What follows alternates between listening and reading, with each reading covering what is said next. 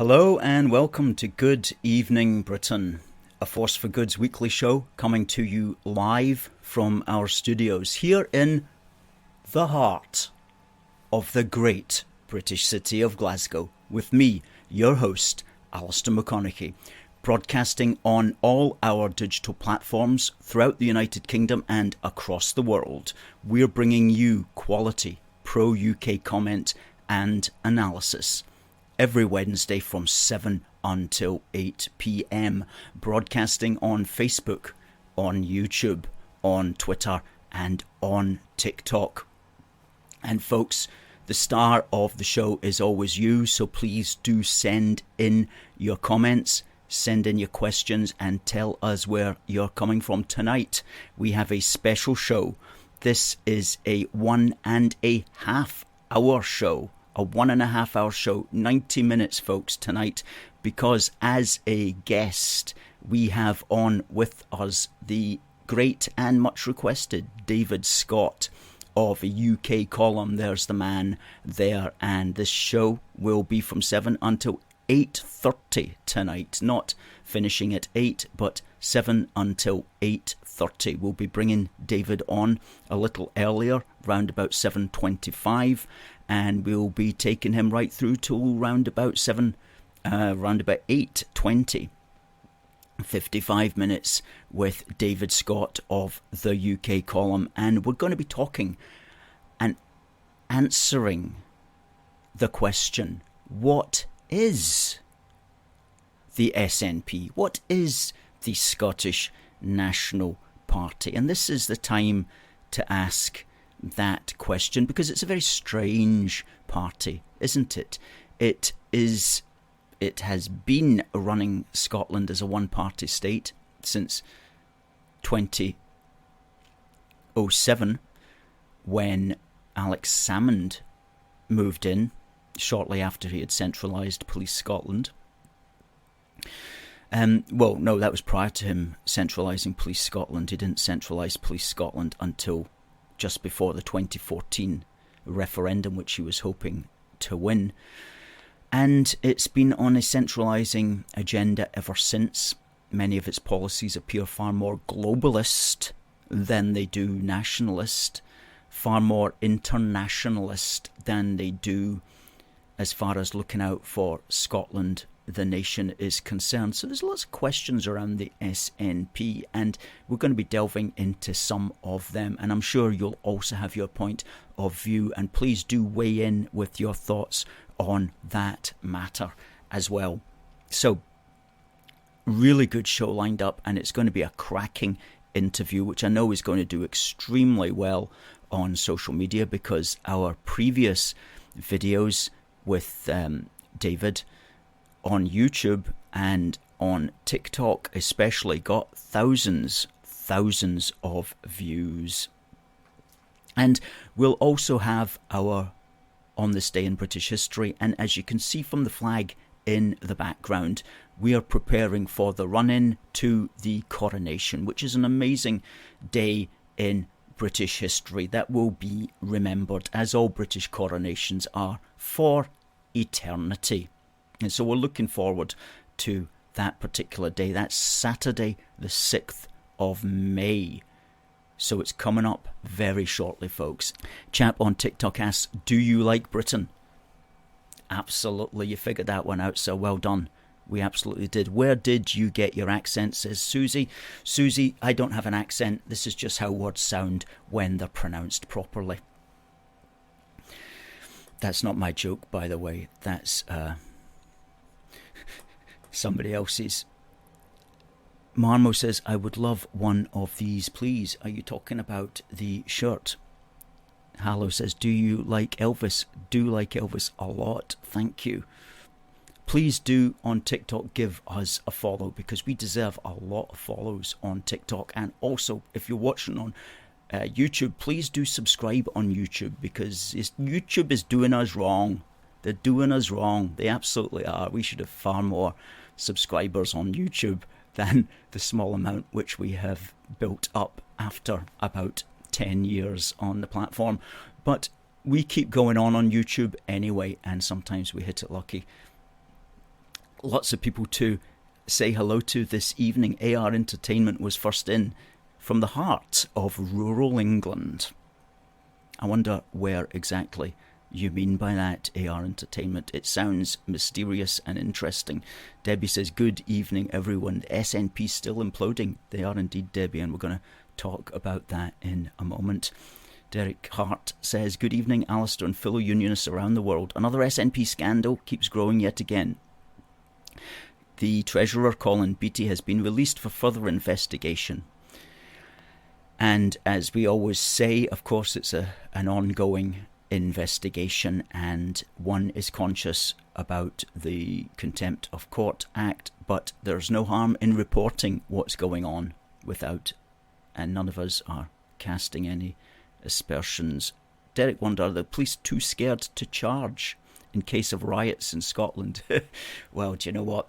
There wouldn't be any riots in Scotland. That's for absolutely certain. I saw somebody on Twitter saying, if they arrest Sturgeon, they'll be rioting. Of course there's not going to be. Maybe there'll be parties full of joy, but nobody's going to riot. It's not like these people are organised in that way. I mean, most of the militant Scottish nationalists they're usually over like 96 years old, most of them. I'm joking, of course, maybe 86 might be more accurate. In other words, they're not people who are going to want to riot. Harry says, good evening to Unionists everywhere. Hope you're well. We absolutely are. And Adam says, hello from the heart of the great British state of England. Hello to Catherine also, and to Stuart from sunny Elgin. And what a sunny day it's been today. It's beautiful out there. Absolutely beautiful. Hi, Derek, and to Kat. And greetings from White Cliffs country, where there will be bluebirds over. And Derek is watching from Armadale, great British village of Armadale. Now, Adam says, on this day in British history, April the 19th, Gwyndawr Way National Park opened its doors for the first time in 2002, which allows people to celebrate Welsh culture and natural history in the footsteps of Owen Glyndwr on a peaceful trail. Sounds very interesting. I noticed today that at the coronation ceremony is going to be led by a Christian cross from Wales, a Welsh cross, I think it was, which sounds very interesting, and that's what I would hope would happen at the coronation. You know, they talk about, will the coronation be integrating other religions? Well, what I would like to see first and foremostly is the coronation integrating far more British elements than it has in the past. Bringing in elements from Northern Ireland, bringing in elements from Wales, bringing a much more Scottish element into it as well, because while I love the coronation and so on, there can be sometimes maybe more of that sort of an English tradition in it, whereas what it needs to be is much more a British tradition. So I'm really glad to see, for example, today them talking about this Welsh cross that they were bringing in, and this Welsh design and Welsh Celtic cross, I think it was.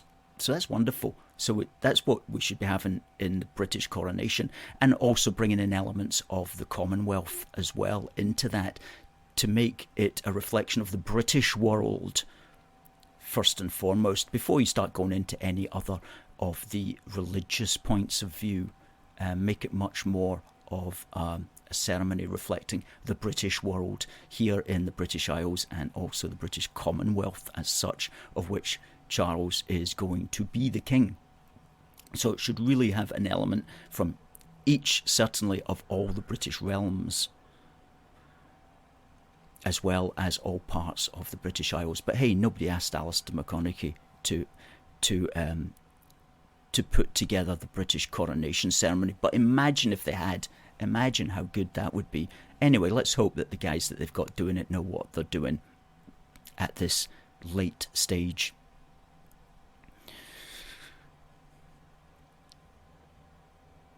Alan, hope lots to catch up soon. Well, let's talk about the possible arrest of a lady called Nicola Sturgeon. Now, we're told that everybody on Twitter is saying, including newspapers, are saying that the Sturgeon arrest is imminent.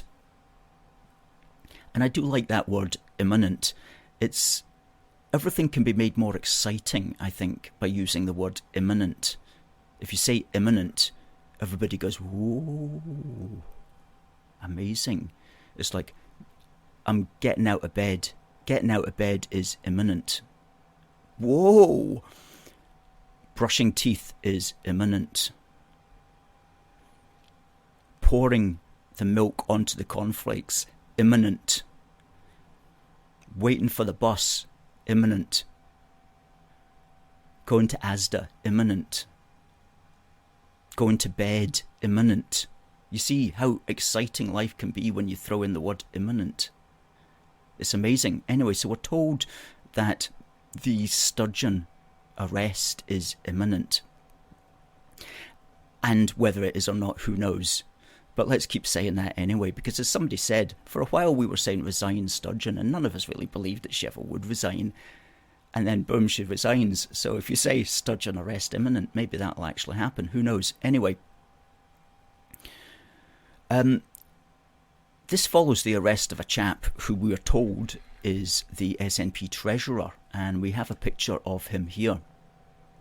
His name is Colin Beattie, and that's him there. We're told, he's a rather menacing looking individual. We're told he is the treasurer of the Scottish National Party. And I don't know if that's right. I'm going to ask my assistant producer, are you sure that is Colin Beattie? Oh, that's Colin. Right, sorry, yeah. That's Colin Beattie. That's Colin Beattie. The other guy was, I think, from EastEnders, was Phil Mitchell. That's right. This guy is actually the actual treasurer. Apparently he's called Colin Beattie. Nobody's ever heard of him before, but the world hears about him when he gets arrested, which is basically par for the course as far as Scottish National Party backbenchers and apparatchiks are concerned. Okay, nobody ever hears about them until they get arrested. And that's the first thing that they do that makes it into the public eye, is getting arrested. Apparently that's the way it works if you're associated with the Scottish National Party. So he has been released today without charge, and the police do that. They arrest you and they'll just bring you in for questioning to help them with their inquiries, as they say. So he's been arrested without charge, and the question is, will Nicola Sturgeon be nicked next? That was the Scottish Sun's headline. If you're on TikTok, you won't see these photographs. Go to our youtube.com/UK a force for good. But it says, will Nick be nicked next? Humza on spot over SNP fraud probe. Goodness me, isn't he just on the spot? And he's almost on the spot to the point where you feel a little bit sorry for him. Let's put up a video here of him being questioned. I believe it was yesterday. Well, look, I can't comment on a live police investigation. It's clearly a very serious matter indeed. Have you suspended him from the party? Have you suspended him from the party or the group? I've said already that people are innocent until proven guilty. That's the premise. Will you take him off the Public Audit Committee in the meantime? Look, again, I'll consider that. I'll have to speak to Colin Beattie. My understanding is he's still in the police station being questioned. Clearly, when he's off that, I'll need to have a word with Colin, not about the live police investigation. We can't speak about the detail of that. But clearly, there are pertinent issues around his role, Public Audit Committee, and his role, of course, as the National Treasurer. Are you surprised that he's been arrested? Well, yes, of course I'm surprised when one of my colleagues has been arrested, but it's a very serious matter indeed. Does this threaten to derail what you're talking about here in Parliament this afternoon? It certainly is not helpful. Of course, I wanted to, and I will. I'm still determined, of course, to articulate what my vision is as a new leader and a fresh start for the government. So I'll still do that, of course, at 20 minutes past 2, and I hope that we can move on to speak about those issues. But look, I'm not going to take away from the fact that the timing of this is far from ideal. Now, the police are obviously investigating past activities in the SNP. Can you guarantee that the party isn't operating in a criminal way right now and since you became leader? No, certainly, I don't believe it is at all. No, I mean, I've, as you know, instructed a review into transparency in good governance, and of course with the issue around financial oversight, and I want some external input into that. So there is change that is needed within the way how the party is operated. I've made that absolutely clear. I have to get to the meeting. I'll of course be around, so I'm certain you guys will have time for questions. So I certainly do not believe that it is operating in a criminal manner, as he put it there. So that's good to know that we are not operating in a criminal manner. And thankfully, time will tell, however, won't it? And one has to almost feel kind of sorry for him, because he must have got so excited when he told his mum and dad that he had been elected as the leader of the Scottish National Party, only to realise that he had been set up basically as the fall guy, who was going to take all this bucket loads of the proverbial on his head. I mean, none of which he knew about. None of which he knew about, if we are to take him at his word. And so, as somebody put on Twitter today, it's like the king is given a golden crown only to be told that he's handling stolen property. That's almost what it amounts to. And so, if I was him, I would be raging. I would be like, could somebody not have told me that this was coming down the line? But nobody did, because everybody's looking after themselves. So to be frank with you, I think he handled that quite well as you possibly could, after you've just been handed stolen property and told that you are now legally responsible for it. Or alleged stolen property, I should say. Alleged stolen property, I should say. It's not helpful. It's not helpful at all. So, yeah, absolutely. Absolutely. Now, folks, we've got our man David Scott coming up in just over 5 minutes at 25 past 7. If you're on TikTok, you won't see our interview with the legend who is David Scott of UK Column. But just shortly before that, I want to tell you some news which I heard through the grapevine, which was circulating heavily at the weekend. As you know, Coronation Day is going to be on Saturday, the 6th of May.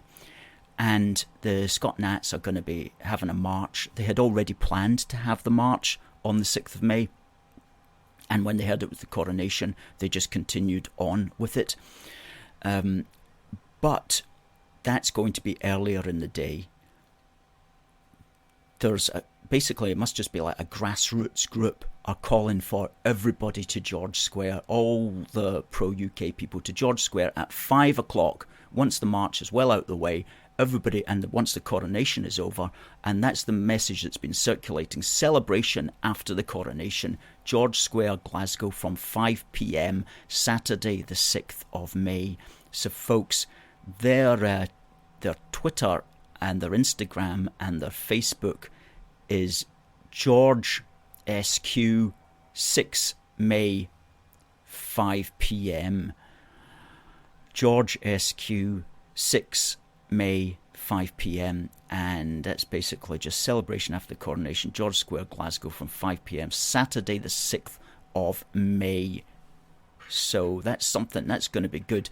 I'm certainly going along to that myself, and going to be flying the flags, because at the end of the day, we are talking about a united kingdom, and if you believe in the United Kingdom, then you understand the monarchy is a strong part of that. And you don't have to particularly like the person of the monarch. It's about loyalty to the crown, rather than necessarily the person of the monarch. And that's the way it's been in Scottish history and in British history, going right back. It's loyalty to the crown.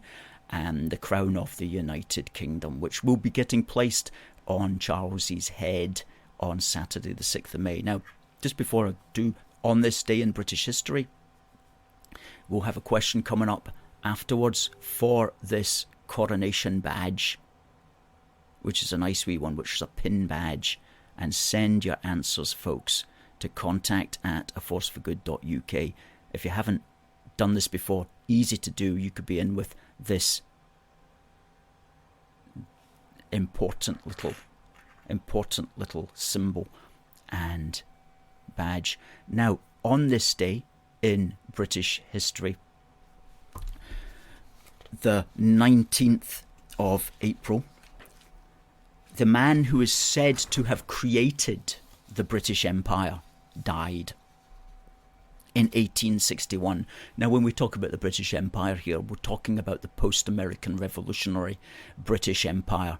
The American Revolution, when Britain essentially lost the 13 colonies, was in 1783.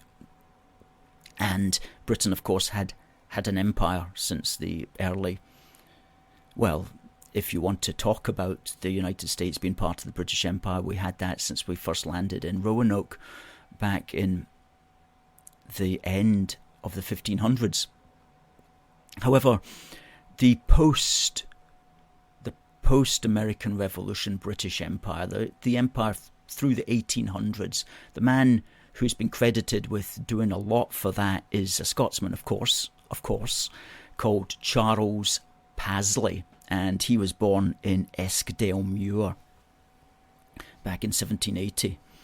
And he entered the Royal Military Academy when he was a young man, and he rose to become a general. And let's put up a picture of him here. And he's credited with developing the ideology. And he wrote an essay on the military policy and institutions of the British Empire. And it was an extremely influential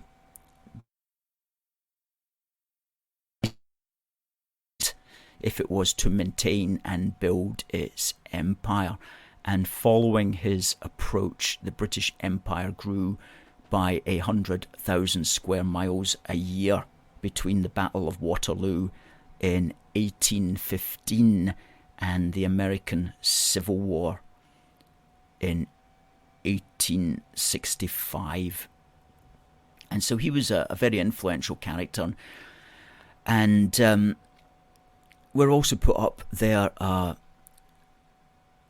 little thing that I saw back in the Kelvin Grove Art Gallery and Museum, which brings us in nicely actually to our guest who's coming up in a few minutes. A fellow here, Raj Pal from the Oxfordshire County Heritage and Arts Division, says that he had long been amused by the romanticised and misplaced sense of modern Scottish nationalism. And he points out that it comes as no surprise to me that Scottish officers were in the vanguard of putting down what he's referring to here as the Indian Mutiny. Given the sheer number of Scots in power at the dizzy heights of the empire, no wonder Indian historians often refer to the British Empire as really the Scottish Empire. And he says, Scots as an oppressed nation don't make me laugh. That's a brilliant quote from that chap Raj Pal there, which I found in the Kelvin Grove Art Gallery about 10 years ago. Whether that would still be allowed to be placed in the Kelvin Grove Art Gallery these days, who knows? Anyway, that was Charles William Pasley from Eskdalemuir, one of the driving forces behind the British Empire in the 1800s. And it was Arthur Herman who gave him that appellation, who said he created the idea of the modern British Empire. And he said that in his book, The Scots Invention of the Modern World. Now, folks, by much acclaim and by many people saying how much they enjoyed the last interview that we did with David just a few weeks ago, we're back on, but we're on for a longer time. We're on with David Scott of UK Column, and we're going to be discussing not just what's going on with the SNP, but looking a little bit deeper into just what they are all about. Now, if you are on TikTok, you won't see this, folks. You won't see it on TikTok. So head on over to youtube.com/UK, a force for good. Folks, please welcome David to the programme. Hello. Hello, David. Hello, it's great to be back with you. Okay, why I'm here today, ladies and gentlemen, is during the last interview, or at the end of the last interview, I said, look, I'd like to come back and have a chat about what exactly the SNP is. Because I've been watching this for quite a long time, I've been commentating on it, and I've been trying to understand what I'm seeing. Because it's a strange beast. Could you hear me now, Alistair? How are you doing? I can. That's Excellent. all it takes. Good stuff. Going out and coming back in again. It's like switching it off and switching it on again. I'm It just works so. every time. So I was just explaining that I've been looking at the SNP for many years, and when I started to commentate on this, and I first went on Twitter, I got reinstated, incidentally, last night. I was in Twitter jail for nearly 2 years, but at Albion_Rover, my original Twitter handle, is back, I'm pleased to say. And I had about 14,000 followers when I got banned, and it's still got nearly 13,000. So this has been quite good. I went on Twitter and I was immediately surrounded with all of these angry nationalists trying to close me down, and they were doing the social justice warrior thing where they try and no platform. You're trying to make anything that you think or wish to say unthinkable, unsayable, and it's an attack on. It's a kind of it's an attempt to demoralise their opposition. They all do it, and I fought a little bit and got a space in which I could express myself. This was fine. But I thought it was a very interesting experience going on to this platform and going in amongst, it used to be in those days, a very aggressive, very confident SNP supporting, left-wing, social justice warrior type atmosphere. Now, they're not anything like as confident now, and it's not just the last few weeks it's done that. This has been noticeable for years as the confidence in this body has been getting less and less, and they've been getting more and more brittle and more prone to run away from an argument and not have a discussion. But still, I was trying to understand what I was dealing with. I'll give you a couple of very quick examples. I've been to a few pro-yes, pro-SNP meetings over the years. Essentially as a journalist and or just out of sheer interest, just to understand what we're sharing a nation with. And one example was we had a Green Party politician giving a presentation to a largely SNP audience.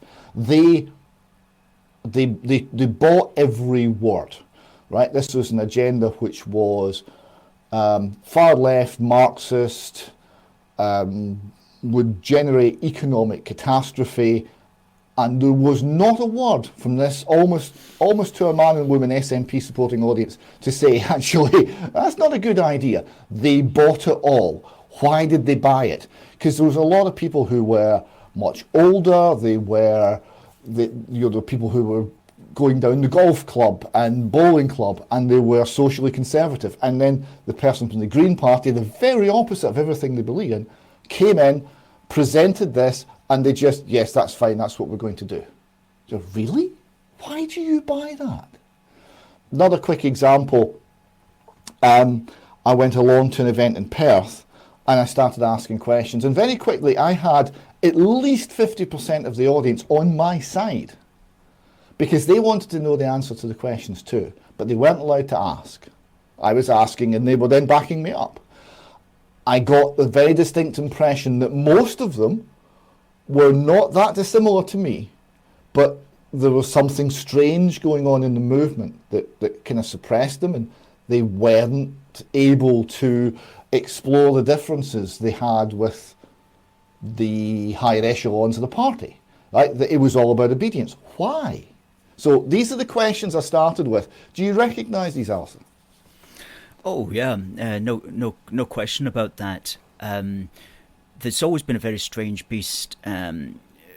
For me, I used to know a few chaps who were slightly older than me, and they were all SNP folk, but they were very conservative, with views on things that you couldn't really say publicly on Twitter, for example, without getting banned, and especially with like immigration and stuff like that, very much of the sort who believed that if Scotland could become independent, then you could not have any immigration, and you could solve all the problems that way.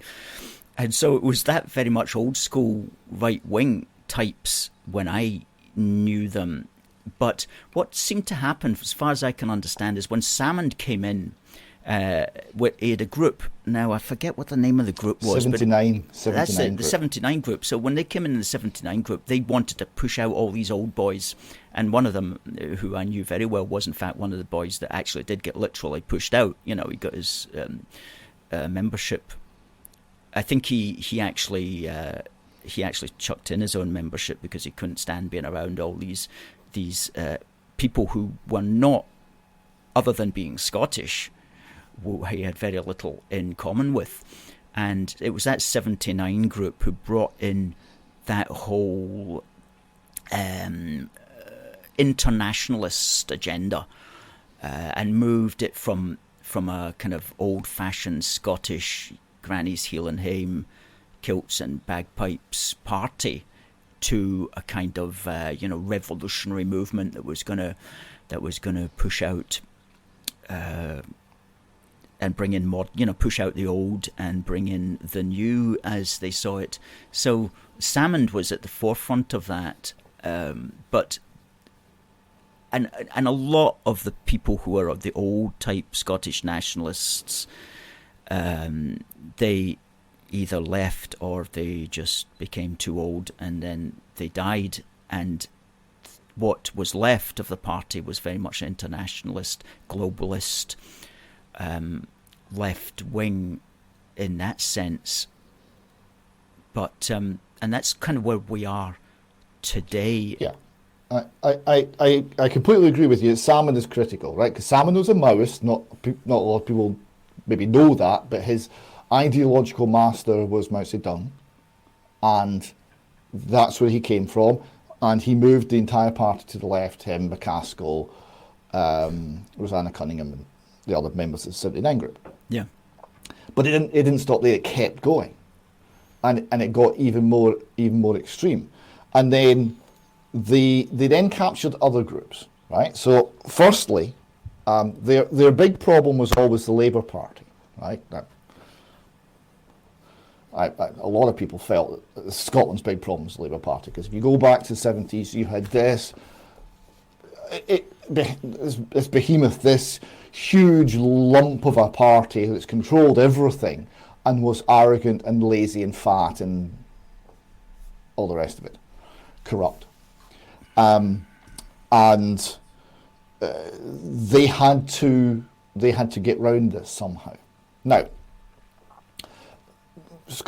people may not get this, but Scottish politics, if you go back to the 30s, 40s, 50s, even into the 60s, was very much split on religious lines.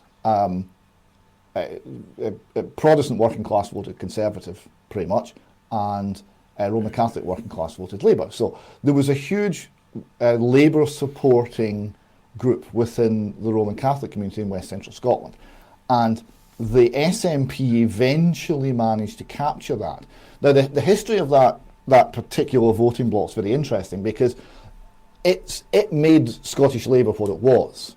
Because the socialist movements all around Europe were all atheist, anti-Christian, anti-church, anti-clerical, apart from one, right, which was the Scottish one, because they saw an opportunity to capture the Roman Catholic vote, which was disaffected from the Liberal Party that they had supported because of Irish Home Rule failing, and there was an opportunity. So they seized the opportunity and they got the allegiance of the Roman Catholic vote in West Central Scotland. That was their power base. In order to shift the Labour Party out of the way, the SNP had to capture that power base, and they went after this. Now, you saw the most extreme parts of that community, which is virulently anti-British, anti-monarchy, will use phrases like butcher's apron to refer to the Union flag, things like that, coming into the SNP, particularly in Glasgow and the west of Scotland. And the SNP took on a different, and actually quite alien, Sinn Féin-esque, Sinn Féin light kind of atmosphere in some places, in some constituencies. And another aspect of this is the very, I mean, when we're talking about a minority from the Roman Catholic community, but that minority, as well as being full of resentment towards all things British, is also incidentally full of resentment towards all things Roman Catholic. Right? They became very anti-clerical, very anti-church, and very bitter towards Roman Catholicism and the Roman Catholic Church. So it wasn't a religious thing, but the bitterness and historical divide remained, even though there was the religious divide had moved on to something else. It became virulently anti-Christian across the board.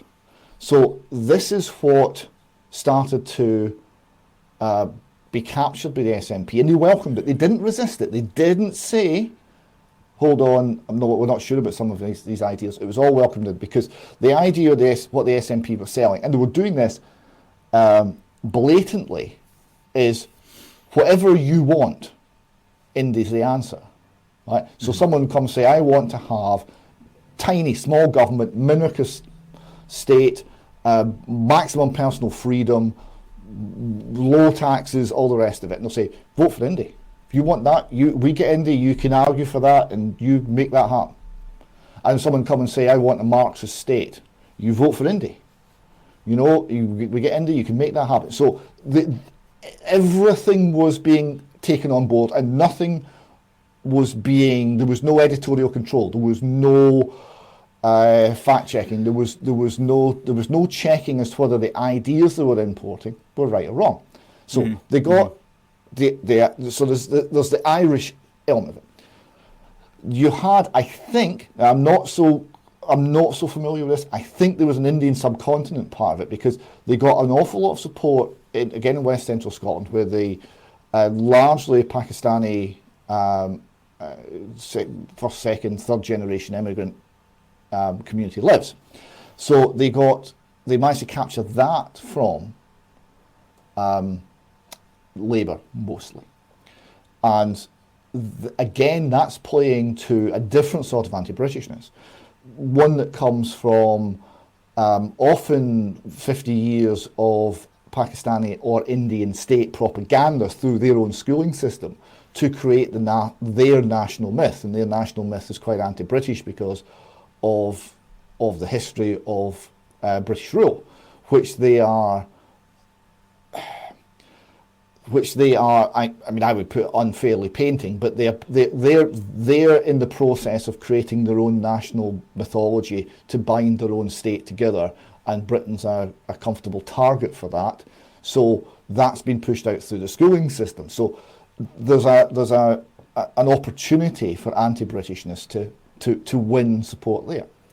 And then, much more significantly than even either of those two, you then get into the whole cultural Marxist agenda, which is playing out all across the West. Now, that's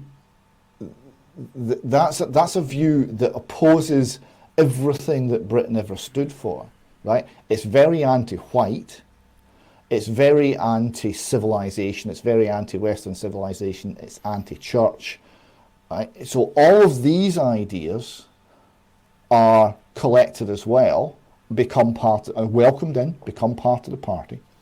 So you end up with this very, very disparate party of people who don't really agree about anything.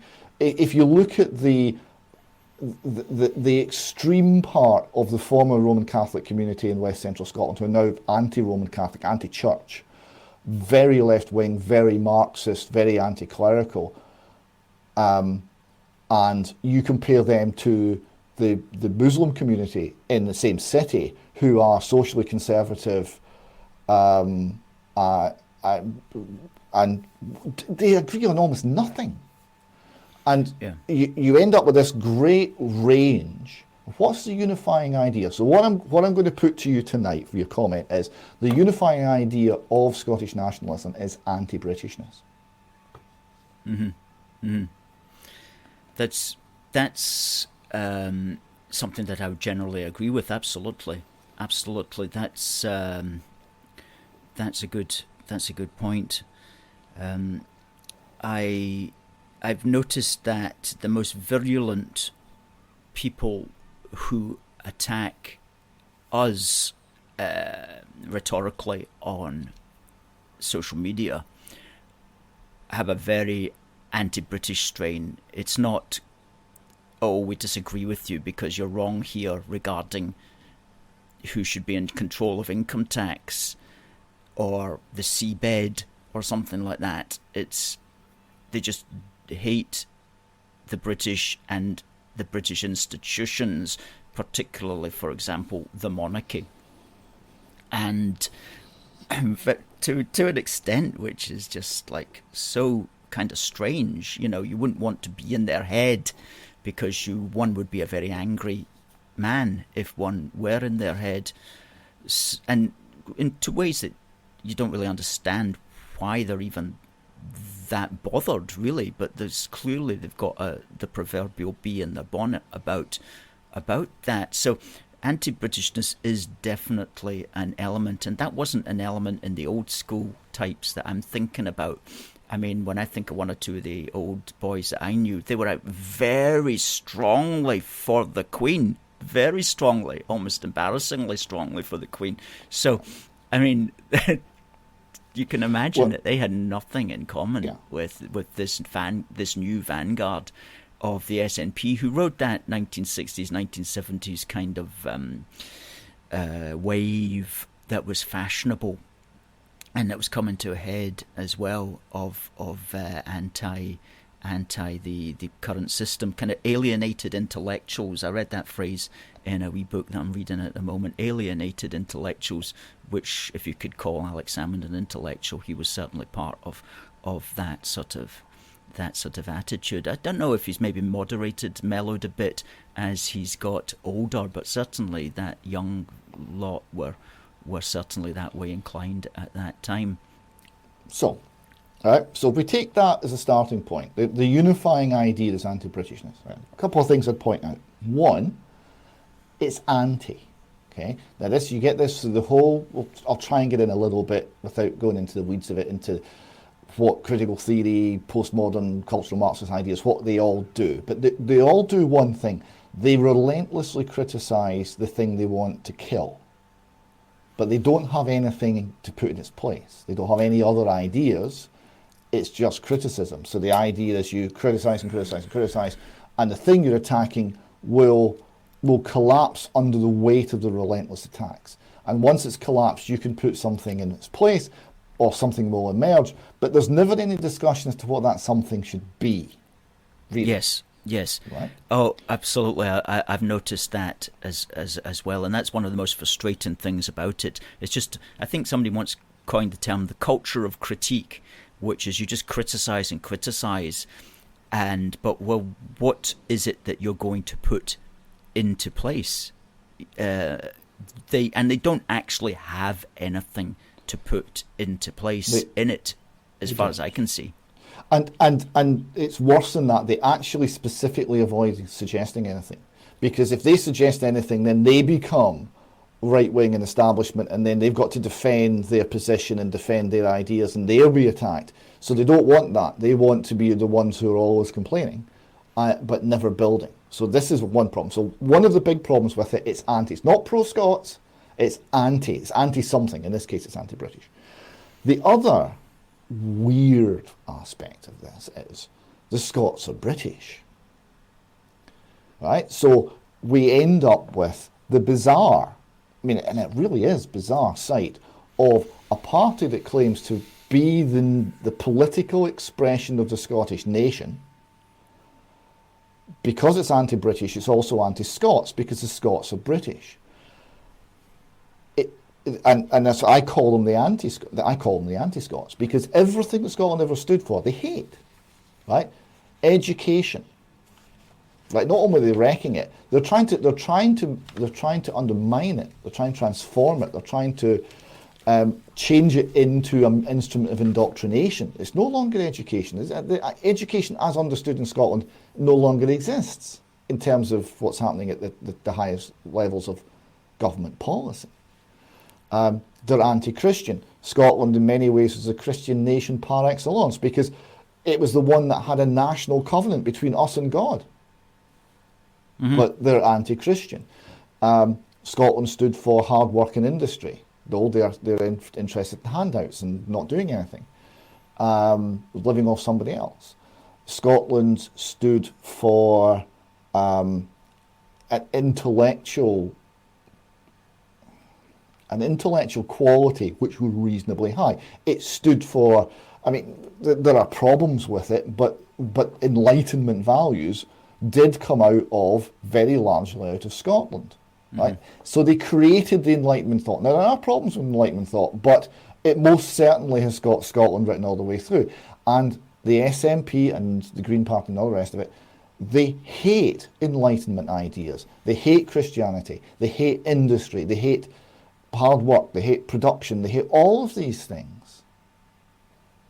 Mm. Everything that is Scottish, they detest. So they become, you have this strange position of this party claims to represent Scotland actually is opposed to everything we ever were or ever really wanted to be. And then, of course, you get the personal, nasty, bitter attacks on individual Scots. I'm sure you've experienced some of this, and I certainly know if you look at the Twitter feed of someone like Murdo Fraser, who seems to wind up the Nationalists quite a lot, and God bless him for that, you're getting all of these nasty personal attacks. I've had it, right? Go back to England where you belong. Oh, that's that sort of message, right? Yeah. Okay, now, you know, and probably from someone who's not that Scottish, right? And I can't actually be flanked on the Scottish thing, okay? The woman who put the crown on King Robert the Bruce's head, that's Granny. That's my 28th great grandmother, right? So they're not going to flank me on playing the Scottish card, right? Who's more Scottish than the other guy? They'll not get round that. But away to England where you belong is the reaction. So I'm thinking, well, that's interesting, because here I am Scottish and they don't want me here, right? They want someone else. Sometimes it's expressed, I would rather swap you for an immigrant from sub-Saharan Africa, right? Without actually explaining why. And again, it manifests itself in this strange anti-Scottishness. And initially that really puzzled me as to why. But there is a logic to why. Because they hate a certain set of ideas. Those sets of ideas were exemplified by Britain, the British Empire, and particularly by Scotland and the Scots. And they hate the ideas, therefore they hate us. And that is a bizarre thing to have running your country. But that's what we've got. Yeah, that's well said. That's well said, David. And I wonder to what extent as well, it's on top of the things that you've said there, it's simply because many of well, I read the National every day so that other people don't have to, as I always say, but I've got one or two letters here from yesterday's paper, which I'll just read out in a moment. And they tell me, as they always do, that there's quite a lot of people who don't even understand Scottish history. They don't even know about it. Basic fundamental things, like one of the themes that runs through letters of complaint to the National is that the Supreme Court in London is an English court. They don't understand that it's actually the head of it's the Supreme Court for all the laws, all the civil laws in Britain, and that it's made up of judges from all parts of the United Kingdom. They just see it as, because it's in London, it's somehow just English. And there's a lot of them, a lot of letters. There was one yesterday complaining about how we should never have accepted the jurisdiction of an English court over our own Scots court. You know, that was in yesterday's National. I'll cut it out because I'm going to do a Busting Indie Myths explaining for those people who don't know just what the Supreme Court is all about. And then there's people who think that King Charles is simply the King of England, that he's not the King of Scotland. And so these are people who are judging him simply on his accent, because he's got a kind of refined English accent, so he must just be the King of England. They don't understand how the British crown came about, which we've detailed here, the family tree from your man Robert the Bruce there, going right down through James VI, going right down to the Union of the Crowns, going right down through James VI's granddaughters until they found George I, who became the first Hanoverian king, a direct descendant from James VI, a direct descendant from Robert the Bruce. So the basic things like that, they don't seem to know, and you would think that they would know that. They might not. They might want their own Scottish king, for example, but it's totally wrong to say that Charles is simply the King of England. I mean, it's so historically wrong as to say you don't even know the very basics of the sort of thing that you're complaining about. So there's a lot of that. The reaction to the monarchy is a touchstone item, right? Because you have the monarchy was the monarchy line that matters, right? Stretches back from the one in London to, before that it was based in Edinburgh, and it was a Scots monarchy. Before that it was based in Dalriada in Argyll, and before that it was based in Ireland. And you can get the line of kings all the way back. Now, if you go before Ireland, it gets really interesting, and that's maybe not one for tonight, but there are ways of tackling it back even further from that. Oh, I know what you're referring to. Yeah. So you've got this line that binds all of the British Isles together, and it runs for millennia, right? So this is our heritage, this is our history, and it is Scots in the fullest degree. It's arguably more Scots than it is English. It's got a longer history and pedigree here than there, and it's something that Scotland historically held very dear. What happened when the English executed Charles I? The first thing the Scots did, as soon as they heard, is they acclaimed his son as king. Right? So there was always a king. Might have been in exile, might have only had a few people around him, but there was always a king. We were never without a king. Queen. Yes. Monarch. Yes. Right? And it meant more to the Scots than it did to the English. Mm-hmm. That's why the Jacobite, that's a big part of what the Jacobites were all about as well, right? Because they felt they had a duty to the king. And you've now got the SNP, and Salmond in particular, because Salmond's come out of the woodwork. Salmond was always lying on this, but he's not lying anymore. It's a socialist republic. That's what's on offer. So we're going to take, when was Kenneth MacAlpin? 800 something, right? So even if you just take, you don't cover the Dalriada and Ireland bit, if you just come from there, we're going to take 1,200 years of Scottish history and just going to put it in Blender and hit frappe, because they don't care about Scotland. They don't care. In fact, they hate it. They don't want any of the things that we always were. They're convinced they can make us anew. Right? They're convinced that they can transform us. We will be the new socialist man, not the Scots of old. I don't think they will pull that off. No, no, absolutely. I don't see that they can. It's interesting. I like the way you said they basically do hate Scotland. You know, they might say that, oh, they love it, but, well, what is it that makes Scotland? What's the history, the institutions, the ideologies and so on of the past which have brought us to here today? Oh, we don't want anything to do with that. No, it's year zero. It's the whole year zero. We can shape the mind and soul of man anew simply through, and that's been an ideology that's always been part of the human psyche, unfortunately. I mean, the French Revolution, for example, that was all about starting again. Pol Pot, who probably came up with the phrase year zero, I'm not sure, but he was all about that, as was Mao, of course. Just start again, out with the old, in with the new, whatever that's going to be. And so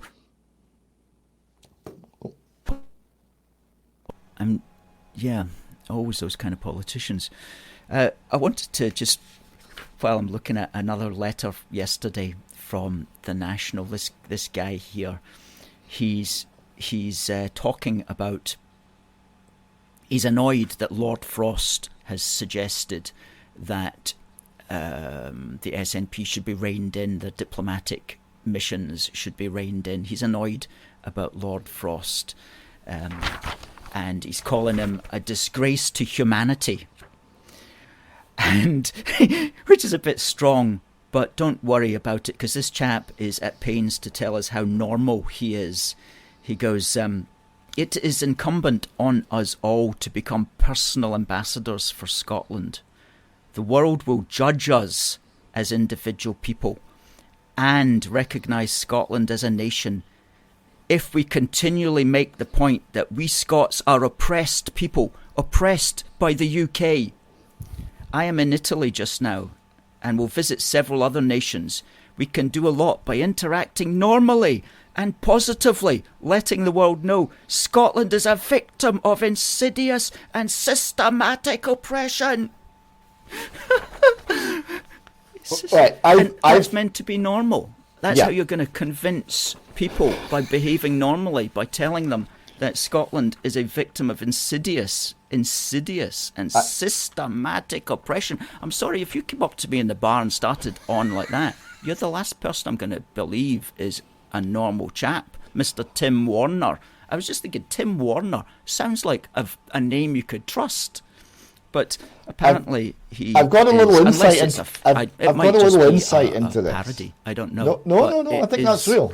I'm convinced that's real. It's a classic of its kind. I file these in a file, and when I'm feeling a little bit depressed, I pull them out the drawer and have a look at them and read them and enjoy them once more. Let me give you a little insight into that mindset, right? Because you're reacting correctly that that's not normal. Now, I've met this before, but not in Scotland. I've met it in England. I've had people who are English nationalists, who are pretty much indistinguishable from Scottish nationalists. English nationalists saying, we are being oppressed. We English are an oppressed people. We English are oppressed by the British. And how does that work? And they're absolutely for real.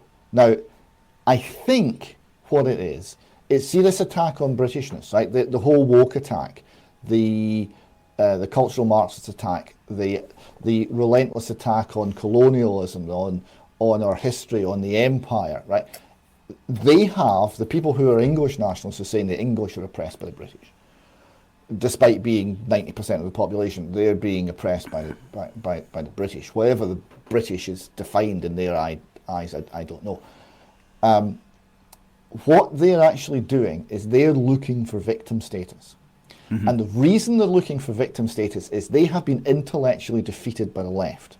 Because the left the left used to be about class, right? It's not about class. It's now about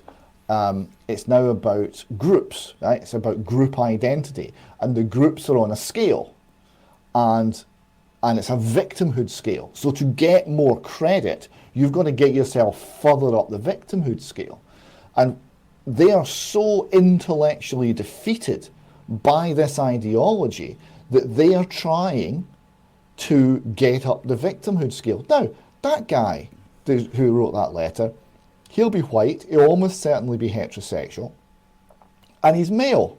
He doesn't stand a chance on the victimhood scale. He's kidding himself. He's never going to succeed in the victimhood scale.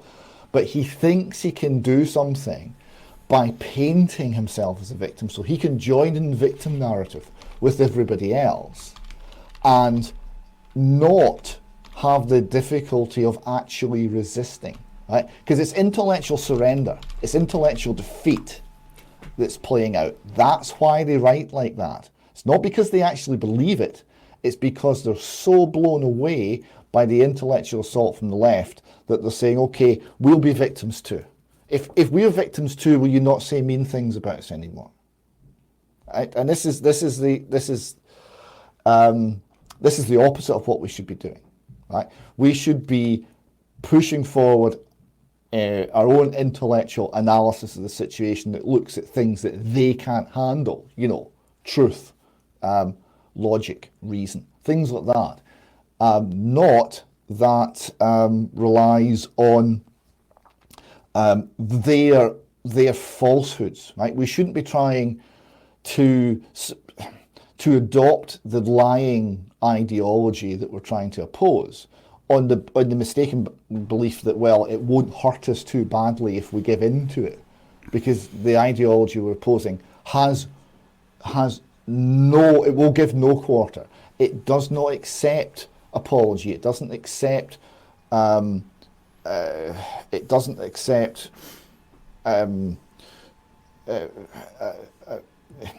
it doesn't accept what used to be called in a Christian world repentance. Right? You'll never wash yourself clean of your sin of being white, Anglo-Saxon, Protestant, or whatever it happens to be, whatever the rap sheet says.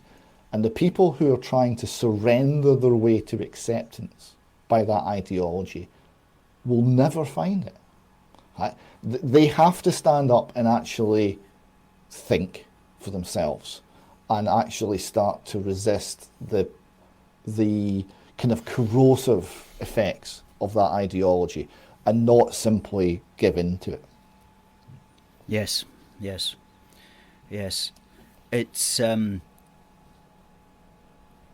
about what is for us and for everybody really to reinvigorate the culture, is a phrase that I read the other day, is that rather than backing down in the face of cultural assaults, to the extent that one engages, one should engage with wisdom, with value, and work to reinvigorate, basically, because there does come a stage, I suppose, in every nation's life that it needs to be reinvigorated, that things need to be remembered, and they need to be put out and explained in a new way. And then sometimes they have to be explained for the first time because people have never heard about them.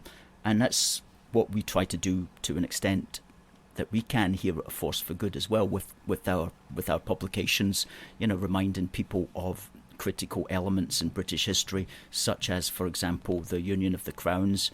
We've got a whole series lined up that we'll be speaking about and putting into magazine forms, if the good Lord's willing and the creek don't rise, over the next few months and years, especially dealing with all these issues in British history that need to be brought out and remembered and stood up for and explained, because I do see a lot of the people who criticise elements of the past, they don't really know anything about the past, and so it's a matter of really educating them, as much as one can get annoyed with them for taking that role, but then you think, well, they don't actually know anything about these things, so it's for us to try to educate as much as possible. Well, they don't know, and you mentioned, as you in your introduction, you were talking about the Scots' invention in the modern world and the nature of the empire, particularly in India, being at least at one point, the Scottish Empire. I understand it got to 80% Scottish in the Indian civil service before they introduced the exam to cut the Scottish contingent down to size. So it was, I mean, we'd stolen the empire. I mean, really, it was quite striking. But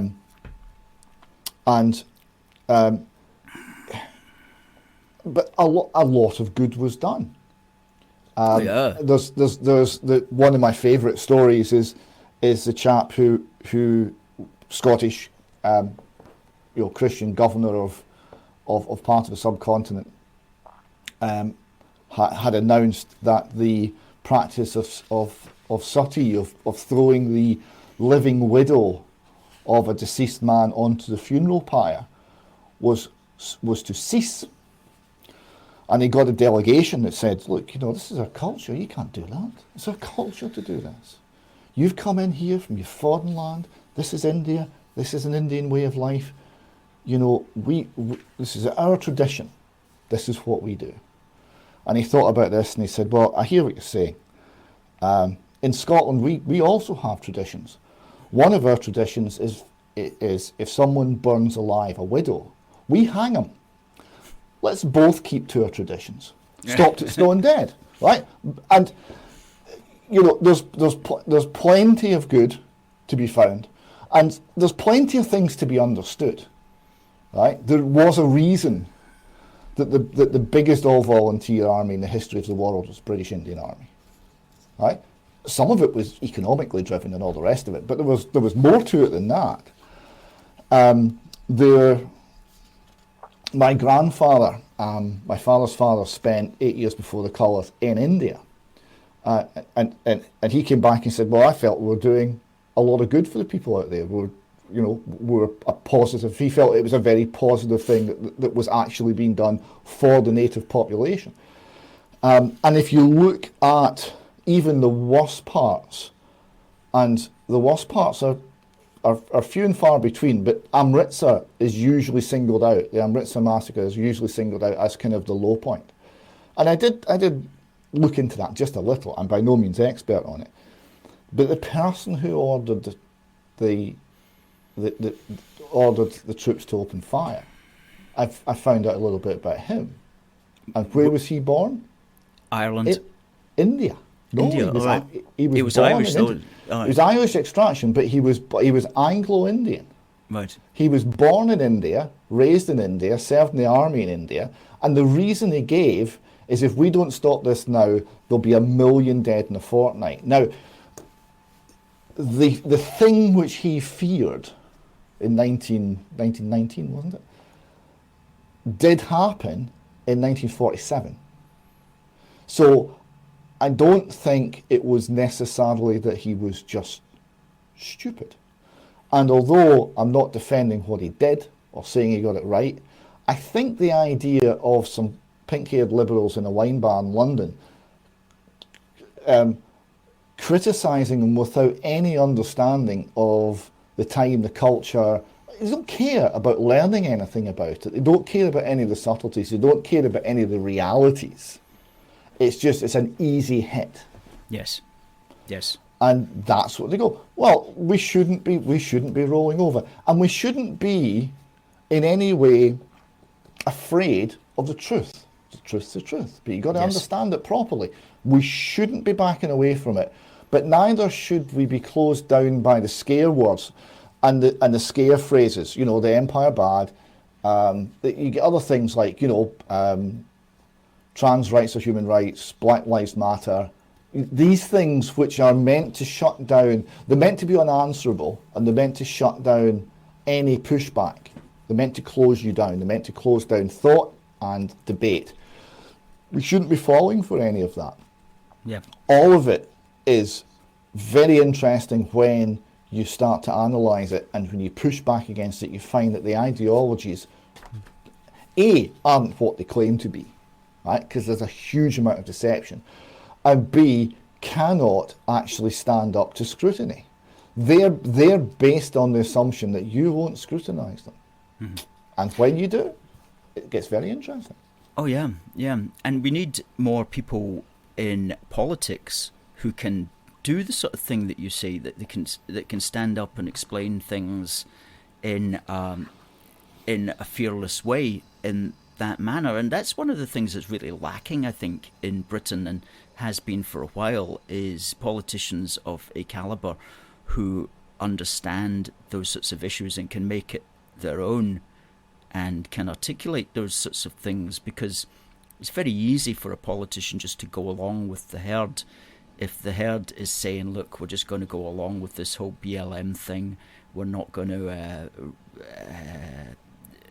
stir the pot in any way, people will just go along with it. That the number of politicians, I can't think of any British politicians who stand up and make a case when statues, for example, are being attacked, to make a case for a bloke, and they should be able to do that. I mean, I realised we were in big trouble, and I've said this before, when during the height of the lockdown, right, we're all locked down, we're all made to be afraid, and for some reason the BLM thing came up at that time, and somebody had scrawled racist on Winston Churchill's statue, which is just a few hundred yards down from where Boris Johnson, the PM, was living at the time. A man who had written a biography on Churchill, who was trying to associate himself with Churchill thereby, to try to kind of piggyback on his legacy. So he wrote a biography on Churchill, which is a clever way of doing it, I suppose. But even he wouldn't defend Churchill against that accusation. And he took days before he came out. And the first people that he criticised were the quote-unquote bother boys who had gone along to try to defend the Churchill statue. So I thought, we're totally lost if that's the calibre of our Prime Minister in a situation like that. I mean, and he's responding to the powers that are around him. He obviously feels he can't stand up and defend Churchill from accusations. So you think, that's where we are. So it's really down to people like ourselves and others and grassroots groups who are willing to take these things on. Unless you can think of any notable politicians in Britain who would take the line that you're taking. No, I don't think so. I mean, Boris's weakness, I think, was a surprise. I mean, I wasn't expecting much. No. But just as well. He came in on this wave of enthusiasm, right? And he'd made himself the champion of Brexit, even though he was quite weak in how he did that. Right? Remember, I'd rather die in a ditch than sign that document. Then he signed it. Where's the dead body in the ditch, Boris? Right? He was being threatened with all sorts of things, including a Scottish court. Remember those things? A Scottish court taking on his legal identity and signing on his behalf. Right? That was Joanna Cherry was trying to push that particular genius idea. I thought that was very interesting. Who knew that could happen? And he was being threatened with arrest. And he should have said, arrest me then. Because he had the support of the people. But he didn't. He didn't have the guts. Now, he then somehow struggled over the line on Brexit to some degree, wrapped himself in the flag, got a huge mandate from the British people, and then along comes COVID. He lasted 3 days. 3 days, and he sold us out to the COVID hysteria. All he had to do is say, I'm not buying it. We're fine. Yeah. Look at the facts. Show me the stats. That was particularly annoying for me because I, for most of my life, had campaigned for Brexit on the basis that it was part of this whole idea of British freedom, apparently British freedom and liberty, and that we don't want to be run and controlled by an unelected bureaucracy in Brussels because it's bad for our freedom and liberty, and so on and so forth. And I always made a big play of that during the 90s and the 2000s when I was doing other things. And then we finally get Brexit on the 31st of January. Okay, it wasn't a full Brexit, but it kind of, a lot of it was Brexit. 31st of January, within 6 weeks, the country was literally a prison state. Yeah. I thought, great. That was not what I expected from Brexit. Thank you very much. Now, if he had been true to the concept of Brexit, he would have stood up for that as well, and he'd have said, look, You know, we didn't leave the European Union to lock our people in their house seats. Yeah, and this is one of the points that I try and make in the column is you can't look for a politician to do it for you. You can't look for a leader to actually come and lead unless the people are at a point where they'll respond. Right? We have to be knowledgeable about who we are as a nation, what we believe in. We've got to discuss it. We've got to come to some reasonably harmonious agreement as to what it is we are, what Britain means. But one of the things that always annoys me about the nationalist idea is they try simultaneously to say there are no borders, right? Because the nationalists don't believe in borders. We will have immigration without limit. If you listen to them, everyone can come to Scotland. Everyone's welcome. We're just so wonderful, right? That's what they actually say. Whether they'll do it's another matter. But Ireland's doing it. Ireland's got some serious problems in this area, right? And so they say but we don't want borders. We don't want any borders anywhere. We don't want any separation between one sort of person and another. But we're nothing like the English, right? Okay, is that true? And they don't know, you said before, they don't know their own history. They don't know their own history. They haven't read the Declaration of Arbroath, because that says quite clearly our stock is Scythian. Where do the Saxons in England trace their ancestry back to? The Scythians, same people. The fact that they came overland and our lot came via Spain, Portugal, Ireland and Argyll, and we all ended up here, is somewhat miraculous, but the history of it is it's the same people. The people from North Wales used to live in southern Scotland, and they all moved down en masse. The idea that we are somehow there's some sort of ethnic divide that more or less orientates itself with Hadrian's Wall is just nonsense. It's nonsense. And the idea that there's a cultural divide, there's a very slight cultural divide in Britain. It's not a huge one, but there is one. It's nowhere near the border. If you go down to Lancashire, Yorkshire, let alone Northumbria and Cumbria, Devon, Cornwall, Wales, right? Anything that's not the Saxon part of England, you'll find people that are very, very much like the Scots. And if you go to the Saxon part of England, I think I do pick up a cultural difference there, but it's pretty slight, and it's not an ethnic difference. Which area, just to elaborate, which areas would you call England the Saxon part? Well, it's kind of the Midlands and the southeast. Mm-hmm. So it is. There have been studies into your DNA studies, and you can pick out the different parts of it. Scotland's like Britain in miniature. Scotland's got everything in it. Yes. Yes. So ethnically, we're Britain in miniature. There's no separation. There's no ethnic separation between Scotland and England. And they try and pretend that there's some difference. It's just not true. We're going to call out the lies. And I saw a question coming up about the current events. So you might want to, if you want to return to that before we run out of time. What was that one? There was a question about Nicola Sturgeon possibly facing arrest. Yeah. The point I was making on my newly reinstated Twitter account today is that we actually have a situation where the possibility that Nicola Sturgeon will end up in Compton Vale and have to share a cell with a male rapist is small, but non-zero. But that's how some people would put the risk of various things, isn't it? Absolutely. Because she is facing a very difficult situation. Oh yeah. The nationalists seem to think there's a fair chance that she could face arrest, and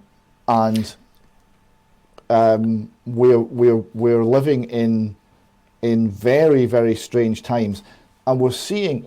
And the reason I was keen to come on and talk about the background of what the SNP is right? It's this amalgamation of anti-British resentments from various sources that's formulated around this party, which was not the SNP of old. Remember the SNP of old, 75, campaigned to leave the EU? Yes. Right? It was a very different beast. It's not Scottish, it's international, as you quite rightly say, and it's in very many ways it's anti-Scottish. It's opposed to everything we ever believed in as a nation. So we've got this strange alliance amongst our, amongst our country. They've got their hold on political power, but it's a very unstable thing because it is this strange alliance and the ideas don't make very much sense. What have you got Humza now pushing? Something that's been called communism light, because that's all they've got. We're going to rerun communism again because this time it will work. Why has it never worked before? Why will it work this time? Because Scottish, because we're special, right? Yes. Really? Are we special? Well, do we have borders? No, we can't have borders because that would be unfair. Right? It's not a coherent ideology. It can't formulate anything that's cogent, that's actually hangs together. So when trouble comes, how will it react? I think it might become very unstable. Yeah. Because ultimately it's only the anti-Britishness that holds it together. And this is where, a final thing I'd like to say, our opposition is failing. Because the opposition has never made the case for Britain as a nation as it used to be. We're now seeing Britishness being applied to woke ideology and tolerance for all sorts of perversion because that's British values. That's starting to come up, and that's a lying misuse of the phrase.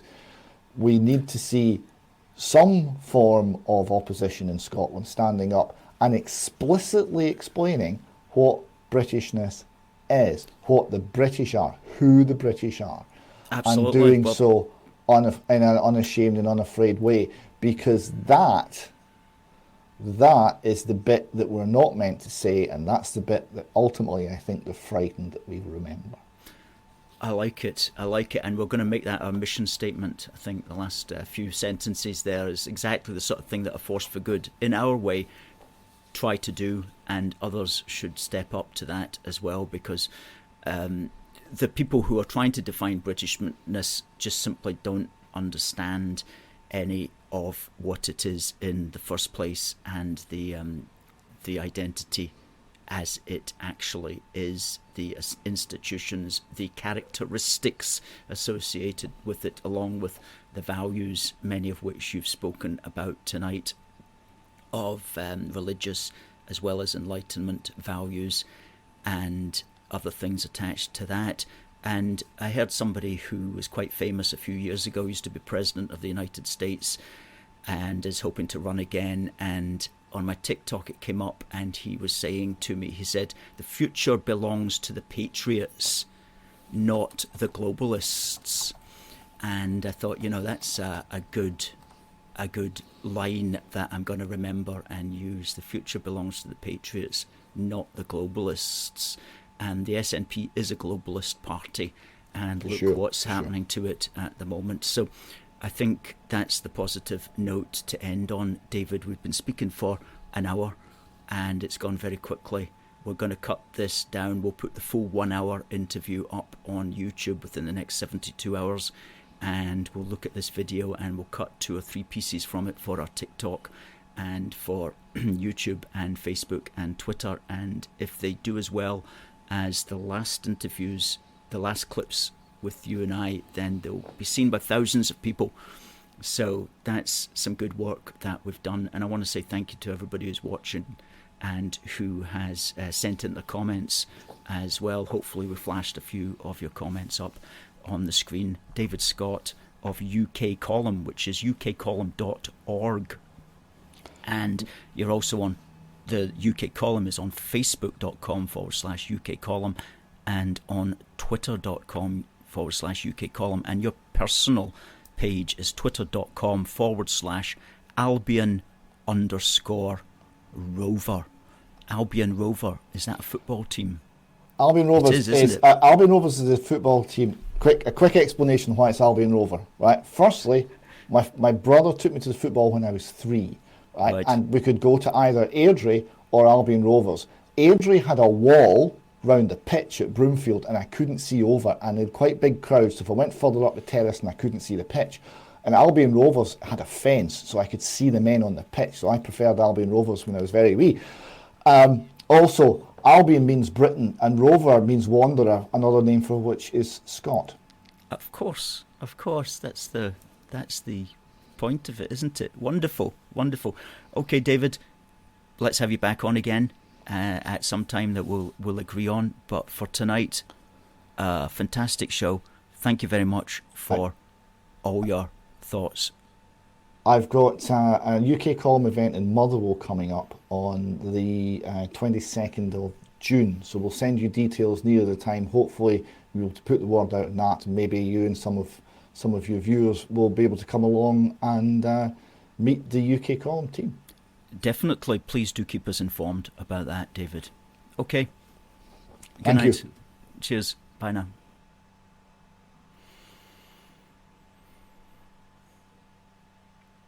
Wonderful.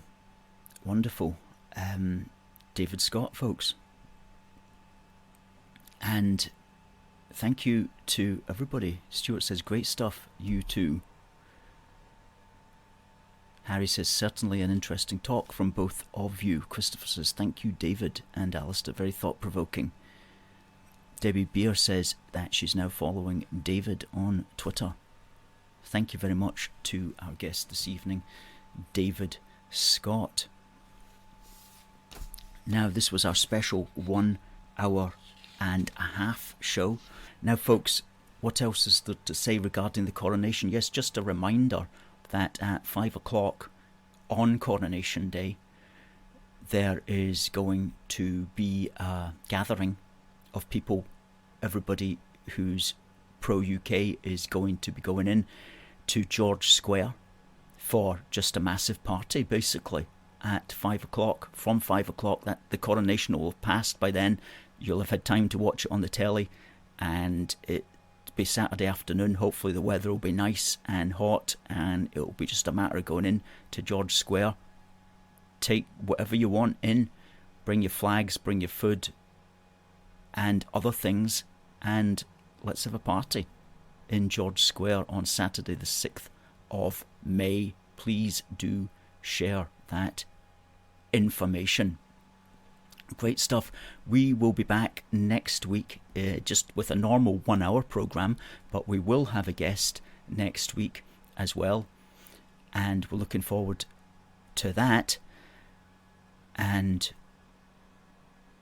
we will see you. So it just remains for me to say thank you, everybody, for the great show tonight. Debbie says woohoo, great stuff. Super Typist says I didn't know that. TC says thank you for a fantastic chat. Stuart says well done, Debbie. Catherine says congratulations, Debbie. And another thing, our summer programme of Coronation Street stalls is going to be starting up again very soon.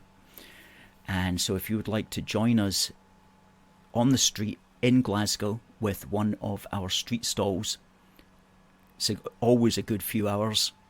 It's always good fun to meet the great British public here in the great British city of Glasgow. So if you'd like to join us and you haven't done before, please do contact us and tell us. But that's our summer programme of Coronation Street stalls. Will be starting up very soon, and we'll be having them every month through the summer. Good stuff. It just remains for me to say, folks, God bless the United Kingdom. We'll see you next week. God save the King. See you next week. Great stuff, folks. Thanks for everybody who was watching. You wouldn't necessarily see the full interview because that was on the computer here, but thanks otherwise for all your comments. Sorry couldn't get to them all. We'll be back next week. Take care, folks.